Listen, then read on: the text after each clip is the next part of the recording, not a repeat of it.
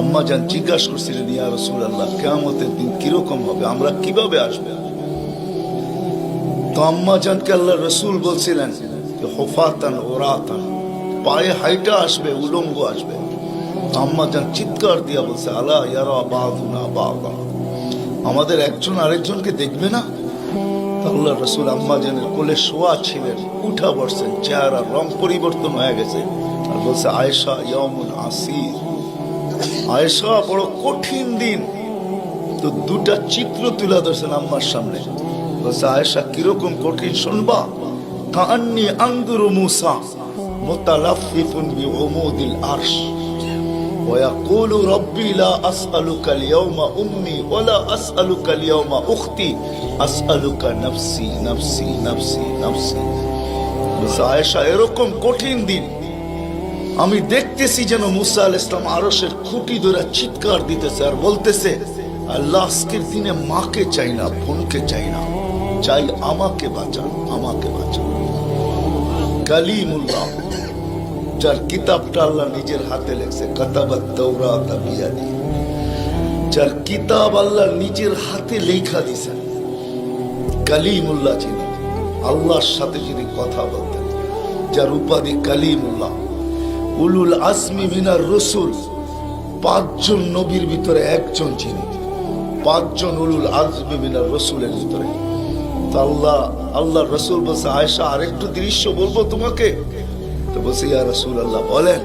বলছে, ওয়াজিআ বিজাহান্নাম, জাহান্নামকে যখন আনা হবে 70,000 শিকল লাগানো হবে, প্রত্যেকটা করার সাথে 70,000 ফেরেশতা ধরবে, তারপরও জাহান্নাম ছুটবে, সব ফেরেশতাদের হাতের থেকে ছুটা নিচে কিয়ামতের দিন মাঠের দিকে যখন ভাগতে থাকবে, তো জিবরিল আলাইহিস সালাম আল্লাহর পাশে থাকবে, চিৎকার দিয়া বসা পড়বে আর বলবে, রব্বি সাল্লিম সাল্লিম, রব আমাকে বাঁচান, আমাকে বাঁচান।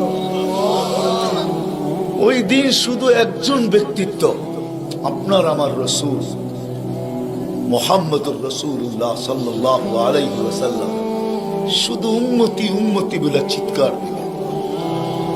আল্লাহ এটাই জবাব দিতেছেন, আনতা তাকুল উম্মতি, আমি জানি আপনি উম্মতি বলে চিৎকার দিবেন, কেন এখানে শুধু ব্যথা উম্মতের, আর কোনো ব্যথা নেই, কোনো ব্যথা নেই, শুধু ব্যথা উম্মতের ব্যথা। এমন এক ব্যথা দিলের ভিতরে ছিল, তো বলছে আপনি উম্মতি বলে চিৎকার দিবেন, আমি বলবো রহমতি রহমতি, 99 রহমত রাখা আছে, সালতো তা, ওই দিন আপনি চাবেন আমি দিব, শাফি তুসাফা, আপনি সুপারিশ করবেন আমি মঞ্জুর করব। আর এক রিওয়ায়াতে আল্লাহ বন্ধুকে সান্ত্বনা দিয়েছেন, বন্ধু আনা মালিকি ইয়াউমিদ্দিন আনতা সাহিবা ইয়াউমিদ্দিন, আমি কিয়ামতের মালিক বটে কিন্তু বাদশা কিন্তু আপনি, আমি মালিক কিন্তু বাদশা আপনি। ব্যথা ছিল, ব্যথা। সুনামগঞ্জের মানুষ আমার চেয়ে বড় বড় ওলামারা ওয়াজ করছে, আমি শুধু আপনাদেরকে একটু নবীর ব্যথা শুনাইতেছি, কিরকম ব্যথা ভিতরে ছিল। চলেন, যখন ব্যথাই শুনাইতেছিলাম তো আরেকটু শুনাই। প্রথম সিংহায় ফুতে সব ধ্বংস হয়ে যাবে, এটাকে নফখাতুল উলা বলে, কিয়ামত যেটাকে বলে। দ্বিতীয়টাকে নফখাতুন নুশুর বলে, দ্বিতীয় সিংহা ফুতে সব আবার জন্ম হবে, সব পয়দা হবে। কিন্তু এর আগে মৌত সবার হয়ে যাবে, মালাকুল মৌতেরও মৌত হবে, এটাও সত্য, হাদিসে আছে। আমি অতদূর টানতে চাইতেছি না। সর্বশেষ যখন মালাকুল মৌত থাকবে, তা আল্লাহ জিজ্ঞেস করবে, মাম বাকিয়া ইয়া মালাকুল মৌত, কে বাকি? তো বলবে, লা মা বাকিয়া আহাদ ইল্লা আনা ওয়া আনতাল হাইয়ুল লাযী লা তামুত। আকাশ জমিন আরশের নিচে কোথাও কোনো সৃষ্টি বাকি নাই, শুধু আমি একা বাকি আর আপনি। আল্লাহ জিজ্ঞাসা করবে, আইনা আনতা, তুমি কোথায়? তো বলবে, তাহতা আরশিক, আমি আপনার আরশের নিচে, উপরে তো না। আল্লাহ বলবে, মাদা তারাও, আরশের নিচে তাকায় দেখো তো কি দেখা যায়? তো উনি লেখা দেখবে, আজকেও আছে, ওই দিনও উনি দেখবেন, ইন্নী কাতাবতুল মৌত আলা মান তাহতা আরশি, আমার আরশের নিচে যে আছে তাকে মরতেই হবে। আল্লাযী হাই চিরঞ্জীব ফাহুয়া ফাওকা আরশি, সে আমার আরশের উপরে বিরাজমান। তো বলবে আল্লাহ এই লেখা আছে এখানে, তা আল্লাহ বলবে ফাতামুত আনতা, এবার তোমার পালা। ফাইন্নাকা তাহতা আরশি, তুমি আমার আরশের নিচে। ওয়া ইন্নী কাতাবতুল মাউত আলা মান তাহতা আরশি, আর আমার আরশের নিচে যে আছে তাকে মরতেই হবে। সায়ুলকি আলাইহি সাকারাতাল মাউত, আল্লাহ ওনার উপরে মৃত্যুর যাতনা ঢালবেন। আজকে যদিও উনি মৃত্যু সম্বন্ধে কিঞ্চিত ধারণাও রাখেন না, আমার বিশ্বাস উনি মৌত কি জিনিস জানেন না, এটাই তো সত্য। কি যাতনা বিষে বুঝিবে সে কিসে, কবু আসি বিষে ডংসিনি জানে। সাপের বিষ তো ওই বোঝে যাকে সাপে দংশন করছে। উনি তো নিয়ে যায় শুধু আমাদেরকে, হুকুম হয় অপারেশন সাকসেস করে না, নিয়ে যান। এমনকি প্লেনের ভিতরে উনি অপারেশন চালান, ঠিক না? মানুষ প্লেনও মরে ইদানি, আগেও মরছে। উনি নিয়ে যান, উনি মৃত্যু সম্বন্ধে কিঞ্চিত ধারণা রাখেন না। তো যখন আল্লাহর ওনার উপরে সাকরাতুল মউত, সায়ুলকি আলাইহি সাকরাতুল মউত, মৃত্যুর যাতনা আল্লাহ ঢালবেন, তো ওই দিন উনি চিৎকার দিবে, চিৎকার। কিরকম চিৎকার? বলবে বিইজ্জতিকা ওয়া জালালিক, তোর ইজ্জত আর জালালের কসম, ওয়া উলুবি মাকানিক, তোর উচ্চতার কসম মালিক। লাউ আলিমতু সাকরাতাল মউত, মৃত্যু সম্বন্ধে যদি আমার কিঞ্চিত ধারণা থাকতো, মা কাবাস্তু আরওয়াহাল মুমিনিন, কোন মুমিন মুসলমানকে আমি এত কষ্ট দিয়ে নিয়ে আসতাম, এত কষ্ট। কিন্তু বহুত ওনার হবে, উনিও মুখ থুবড়ায় পড়বেন। দ্বিতীয় নফখার আগে আল্লাহ 4 জনকে পয়দা করবেন, জিবরিল, মিকাইল, ইসরাফিল, মালাকুল মউতকে। কিন্তু পয়দা করতে দেরি, জিবরিল আলাইহিস সালাম কানতে দেরি করবেন না। 3 জন জিজ্ঞাসা করবে কান্নার কারণ, বলে ইদান ইউমার ইসরাফিল, এখনই হুকুম করা হবে ইসরাফিলকে নফখাতুন নুশুরের জন্য, আর আমাকে হুকুম করা হইবে আল্লাহর বন্ধুকে মাকামে মাহমুদে নিয়ে আসার জন্য। কিন্তু আমি আমার মৃত্যুর পরে ভুলে গেছি উনার কবর কোথায়। তো 3 জন বলবে সহজ সমাধান, ফাসআলিল আরদা, তুমি জমিনকে জিজ্ঞাসা করো। তো জিবরিল আলাইহিস সালাম জমিনকে জিজ্ঞাসা করবে আইনা কবরা হাবিবার রহমান, আল্লাহর বন্ধুর রওজা কোথায়?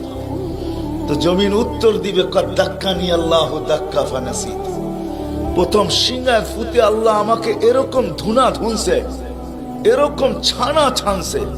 ছানা বোঝেন? ধুনা বোঝেন? এরকম ধুনা ধুনছে, ফানাসিত, আমিও ভুলে গেছি কোথায় রাখছি। এটা মাঝে মাঝে আমাদের সাথেও ঘটে। টুপি যাবে খোঁজে সারা ঘরে, ঠিক না? সারা ঘর মাথায় উঠে ফেলে, হঠাৎ পকেটে হাত দিয়া দেখে টুপি আর জিব্বাটা কামড় দিয়ে বেরিয়ে চলে যায়, ঠিক না? নাহলে তো ঘরালার আবার এর মাথা খারাপ করবে, ঠিক না? আমাদেরও ঘটে, জমিনও ভুলে যাবে। ওই দিন আল্লাহ রসুলের কবর থেকে নূর বাহির হবে, নূর, নূর, নূর, নূর, হাত্তা ইয়াসাদ আরশার রহমান, আল্লাহর আরশ পর্যন্ত পৌঁছবে। আজকে বাহির হয় না, আজকে বাহির হলে দুনিয়া দুনিয়া থাকবে না, শেষ। আজকে সুযোগ নাই, ওই দিন বাহির হয়। জিবরিল আলাইহিস সালামকে হুকুম করা হবে নিয়ে আসো মাকামে মাহমুদে, নিয়ে আস, যাবে। পরেরটা হলো সুনামগঞ্জের মানুষ বুঝার, যদি ভিতরে দিল থাকে তাহলে বুঝবেন, নাহলে বুঝবেন না। উনি যাবে, পর মারবে পর, আর বলবে তুমি হাবিব আর রহমান, আল্লাহর বন্ধু ওঠেন। তো আল্লাহর রসুল উঠবে, হাদিসের শব্দ ওয়াহুয়া ইয়াকুম ওয়া ইয়াবকি ওয়া ইয়াকুল, উঠবে কিন্তু কানতে কানতে উঠবে, আর বলতে বলতে উঠবে জিবরিল আইনা উম্মতি, আইনা উম্মতি, আইনা উম্মতি, আইনা আমার উম্মত কোথায়? আওয়াসালা শাফির জাহান্নাম, আমার উম্মত কি আমাকে ফাঁকি দিয়া পুলসিরাতের কিনারে চলে গেছে? তারপরে জিবরিল তুমি আমাকে উঠাইতে আসছো? তো জিবরিল কসম খাবে বিইজ্জতিল্লাহি ওয়া জালালি মা শাক্কাল আরদা আহাদুন ইল্লা আনতা, আপনি ব্যতীত কেউ ওঠে নাই, উম্মত কোত্থেকে উঠবে? আপনি শান্ত হন, শান্ত, সান্ত্বনা দিবে, উঠবে, মাকামে মাহমুদে যাবে। কসম খোদার, ব্যথা আমি শুনাইতেছি আপনাদের, উঠবে, যাবে। কিন্তু মাকামে মাহমুদে বসবে না, শুধু ডাইন হাতটা রাইখা দিয়া দাঁড়ায় থাকবে। আল্লাহ জিজ্ঞাসা করবে, বন্ধু বসেন না? বলছে, না বসবো না। দাঁড়ায় আছেন কেন, হাত রাখছেন কেন? বলে, মালিক এই জন্য হাত রাইখা দাঁড়ায় আছি, এটা আমি মালিক। কিন্তু তাইলে বসেন না কেন? বলে, বসবো না। বলছে, কারণ কি কারণে বসবেন না? বলে, আমাকে বসায়া দিতে চান তাই না? আমি যদি বসি তো আমার উম্মতের জন্য ছুটবে কে, ভাগবে কে, কাঁদবে কে? হাউজে কাউসারে যাবে কে? উম্মতের ঠোঁটে লাগায়া পেলা পান করায়া দিবে, পানি পান করায়া দিবে কে? মিজানের পাশে দৌড়াবে? পাল্লা যদি সামনে না ঝোঁকে তাইলে দুরুদের গাঠটি নিয়া, যা আমি আপনি পড়ছি নবীর উপরে দুরুদ, ওই গাঠটি গুলাকে নিজের কাঁধে করে নিয়ে চলে আসবে। প্রত্যেকের নামেরটা ইমাম কর্তুবী রহমতুল্লাহ আলাইহি লেখছেন, কিতাব মোতালা করেন, ওই গাঠটি নিয়ে আসবে, নিজে উঠায়া নিয়ে আসবে, উঠায়া। এই জন্যই বলছে আমার উপরে দুরুদ বেশি বেশি পড়ো। ডেলি পড়ো না তো জুমার দিন পড়ো, আকসিরু আলাইহিস সালাহ ইয়াউমাল জুমা। জুমার দিন বেশি বেশি আমার উপরে দুরুদ পড়ো, তোমাদের দুরুদ গাঠটির ভিতরে রাখা থাকবে। গাঠটি কিয়ামতের দিন যদি পাল্লা না ঝুঁকে তো আমি পিঠে করে উঠায়া পাল্লায় দিয়া ঝুঁকায়া দিব, ঝুঁকায়া। আবার মিজানের পাল্লায় পুলসিরাতের ওইখানে দৌড়াবে। বলছে, কে দৌড়াবে উম্মতের জন্য? যে কিয়ামতের মাঠে ব্যথা নিয়ে উঠবে, ব্যথা, ব্যথা নিয়ে উঠবে, ব্যথা। হায় হায়, যে মৃত্যু লগ্ন ব্যথা নিয়ে গেছেন, ব্যথা। কোনো ব্যথা না, কোনো ব্যথা না, নয় ফ্যামিলির ব্যথা না, হাসান হোসাইনের ব্যথা না, আলী ফাতেমার ব্যথা না, যে হাসান হোসাইন কলিজার টুকরা ছিল, টুকরা।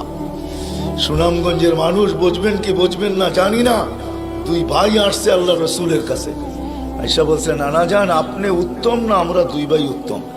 সাইয়্যিদুল আউয়ালিন ওয়াল আখিরিনকে জিজ্ঞাসা করে, যার সুবাদে সমগ্র জগৎ তৈরি, যার রহমতের ছোঁয়ায় সব অস্তিত্ব পাইছে, আমিও আপনাও সমস্ত সৃষ্টি, আরে সমস্ত নবী রসুল যার রহমতের ছোঁয়ায় অস্তিত্ব পাইছে, তাকে নাতিদয় জিজ্ঞাসা করতেছে, নানা জান আপনি উত্তম না আমরা দুই ভাই? আল্লাহ রসুল সাদা সিধা জবাব দিচ্ছেন, আমি উত্তম, খায়রুল বাশার, আমি উত্তম। দুই ভাই হাসা দিছে। আল্লাহ রসুল জিজ্ঞেস করছে, হাসলা কেন? নানা জান জবাব হয় নাই। মানি আমরা দুই ভাই উত্তম। প্রমাণ? আপনার আব্বা আমাদের আব্বাজানকে চিনেন? তো বলছে, বলো তো তোমাদের আব্বাজান কে? আলিউল মুর্তাজার পুরা মানাকেব পরিচয়। আমি সিলেটও বলে আসছি, আমার বড় আফসোস লাগে, বাংলাদেশে হাজারো ওয়াজ হয় সারা বছর, কিন্তু আজ পর্যন্ত একটা ওয়াজের ব্যানার পাইলাম না যে শানে সাহাবা, শানে সিদ্দিক, শানে আবু বকর, শানে ওমর, শানে ওসমান। বহুত কম ব্যানার পাই শানে রিসালাত, আল্লাহ রসুলের শান। চিনি না বিদায়, রাগ হবেন না, আজকে চিনি না বিদায়। প্রত্যন্ত অঞ্চল সুনামগঞ্জের সাথে আজকে যোগাযোগ বড় ভালো, আপনাদের হাইওয়ে বড় সুন্দর, গাড়ি বড় স্পিরিটে চলে, কিন্তু একটা দিন ছিল এখানে যোগাযোগ বড় দুর্গম ছিল। বাতিল এই সুযোগগুলোকে ব্যবহার করছে। প্রত্যন্ত অঞ্চলের মানুষ নবী জানে না কাকে বলে, রসুল চিনে না কাকে বলে। আপনারা তো শহরের মানুষ, হায় হায় আপনাদের এই সুনামগঞ্জ পাওয়া যাবে বহুত মানুষ নবীর নামও বলতে পারবে না। রাগ হয় না, রাগ হয় না, পায়ে হাত রাখে। বিদায় বাতিল এটাকে সুযোগ হিসাবে ব্যবহার করে।